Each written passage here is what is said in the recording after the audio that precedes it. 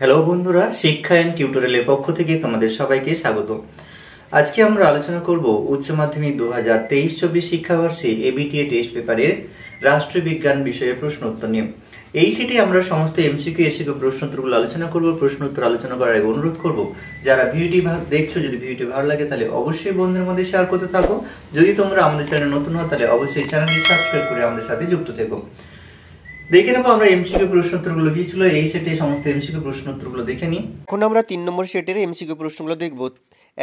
একের প্রশ্ন, ঠান্ডা লড়াই শব্দটি প্রথম প্রয়োগ করেন? উত্তর হবে বার্নান বারুচ। পরের প্রশ্ন, বান্দুং সম্মেলন অনুষ্ঠিত হয়েছিল? উত্তর হবে 1955 সালে। পরের প্রশ্ন, তেহরান সম্মেলন অনুষ্ঠিত হয়েছিল? উত্তর হবে 2012 সালে। পরের প্রশ্ন, সার্কের প্রথম শীর্ষ সম্মেলন অনুষ্ঠিত হয়েছিল? উত্তর হবে ঢাকায়। পরের প্রশ্ন, বিদেশ নীতির একটি কৌশল হলো? উত্তর হবে জাতীয় ঐতিহ্য। পরের প্রশ্ন, জোট নিরপেক্ষ আন্দোলনের একটি অপরিহার্য নীতি হলো হস্তক্ষেপ না করা। পরের প্রশ্ন, নিরাপত্তা পরিষদের মোট সদস্য সংখ্যা হলো? উত্তর হবে 15। পরের প্রশ্ন, সম্মিলিত জাতিপুঞ্জের অর্ধ আইনসভা হলো? উত্তর হবে সাধারণ সভা। 9 পরের প্রশ্ন, ইউএনও এর মানবাধিকার সংক্রান্ত ঘোষণাটি হয় 1948 সালে 10ই ডিসেম্বর। পরের প্রশ্ন, জাতিপুঞ্জের মহাসচিবের কার্যকালের মেয়াদ? উত্তর হবে 5 বছর। পরের প্রশ্ন, দ্বিতীয় পরিষদ হলো স্বাধীনতার অপরিহার্য নিরাপত্তা বলেছেন লর্ড অ্যাক্টন। পরের প্রশ্ন, মার্কিন যুক্তরাষ্ট্রের উচ্চ কক্ষের নাম? উত্তর হচ্ছে সেনেট। পরের প্রশ্ন, উচ্চ কক্ষ যদি নিম্ন কক্ষের সঙ্গে একমত হয় তবে তা অনাবশ্যক, আর যদি একমত না হয় তবে তা ক্ষতিকর বলেছেন কে? উত্তর হবে আবেসিয়ে। পরের প্রশ্ন, আইনসভার জননী বলা হয় ব্রিটিশ পার্লামেন্টকে। পরের প্রশ্ন, দ্বিকক্ষ বিশিষ্ট আইনসভা আছে এমন একটি রাষ্ট্রের নাম হলো মার্কিন যুক্তরাষ্ট্র। পরের প্রশ্ন, আমলাতন্ত্রের প্রধান কাজ? উত্তর হবে সরকারের নীতিসমূহের রূপায়ণ। পরের প্রশ্ন, কেন্দ্রীয় মন্ত্রিসভা দায়িত্বশীল থাকে লোকসভার কাছে। পরের প্রশ্ন, ভারতের স্থল, নৌ ও বিমান বাহিনীর সর্বাধিনায়ক হলেন? উত্তর হবে রাষ্ট্রপতি। পরের প্রশ্ন, ভারতের লোকসভায় সর্বাধিক নির্বাচিত সদস্য সংখ্যা হলো 552। পরের প্রশ্ন, রাজ্যসভার সদস্যদের কার্যকালের স্বাভাবিক বয়সসীমা হচ্ছে 6 বছর। পরের প্রশ্ন, পঞ্চায়েত সমিতি সহ পঞ্চায়েত রাজ ব্যবস্থার স্তর? উত্তর হবে দ্বিতীয়। পরের প্রশ্ন, জেলা পরিষদের প্রশাসনিক প্রধান হলেন? উত্তর হবে সভাধিপতি। পরের প্রশ্ন, পৌরসভা নির্বাচিত প্রতিনিধিদের বলা হয় কাউন্সিলর। পরের প্রশ্ন, পশ্চিমবঙ্গে ত্রিস্তর বিশিষ্ট পঞ্চায়েত ব্যবস্থা চালু হয়? উত্তর হবে 1973 সালে। এই ছিল এই ভিডিওতে সমস্ত এমসিকিউ প্রশ্ন উত্তর। এবার আমরা এসিকিউ প্রশ্ন উত্তরগুলো আলোচনা করব। 2 এসিকিউ প্রশ্ন। 2 প্রশ্ন আছে, জোট নিরপেক্ষ আন্দোলন কবে কোথায় প্রথম সূচনা হয়? উত্তর হবে 1961 সালে 1 থেকে 6 সেপ্টেম্বর পর্যন্ত প্রথম শীর্ষ সম্মেলন অনুষ্ঠিত হয়েছিল যুগোস্লাভিয়ার রাজধানী বেলগ্রেডে। পরের প্রশ্ন, দাঁতা শব্দের অর্থ কি? উত্তর হবে উত্তেজনা প্রশমন ও বন্ধুত্বের পুনঃপ্রতিষ্ঠা। পরের প্রশ্ন, ঠান্ডা যুদ্ধ বলতে কি বোঝায়? উত্তর হবে ঠান্ডা যুদ্ধ বলতে পুঁজিবাদী ও সমাজতন্ত্রী রাষ্ট্র ব্যবস্থার মধ্যে যুগপৎ ক্ষমতা ও আদর্শের সংঘাত থেকে উৎপন্ন এক চূড়ান্ত উত্তেজনাময় পরিস্থিতিকে বোঝায়। পরের প্রশ্ন 3 নম্বর, বর্তমানে জোট নিরপেক্ষ আন্দোলনের একটি প্রাসঙ্গিকতা উল্লেখ করো। তৎকালীন সময়ে বিশ্বের দুই বৃহৎ শক্তির মধ্যে চলতে থাকা ঠান্ডা যুদ্ধ ও দ্বিমেরুকরণ রাজনীতি পাল্টা প্রতিক্রিয়া রূপে যে নির্জোট আন্দোলনের সূচনা হয়েছিল তা আন্তর্জাতিক রাজনীতির গতিপথ পরিবর্তন করেছিল।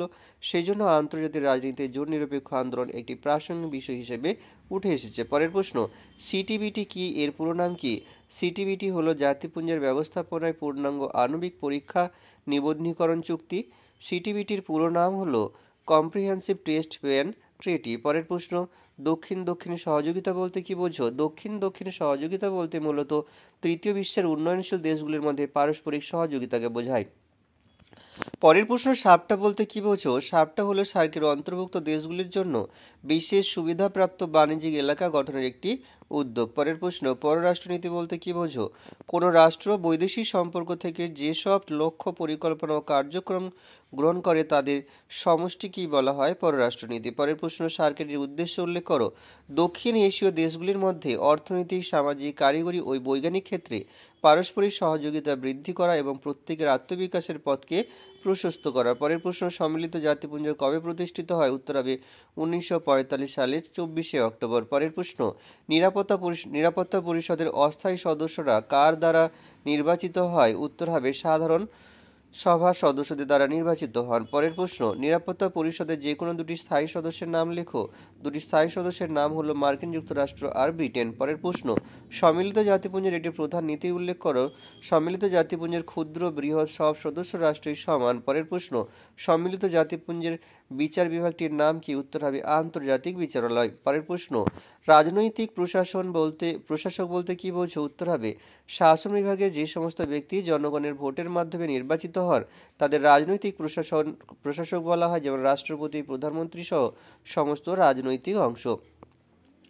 পরের প্রশ্ন, আমলাতন্ত্রের একটি বৈশিষ্ট্য উল্লেখ করো। উত্তর হবে আমলাতন্ত্র এমন এক শাসন ব্যবস্থা যাতে স্থায়ী সরকারি কর্মকর্তারা দায়িত্ব বিভাজনের মাধ্যমে সরকারের সকল কর্মকাণ্ড পরিচালনা করে থাকে।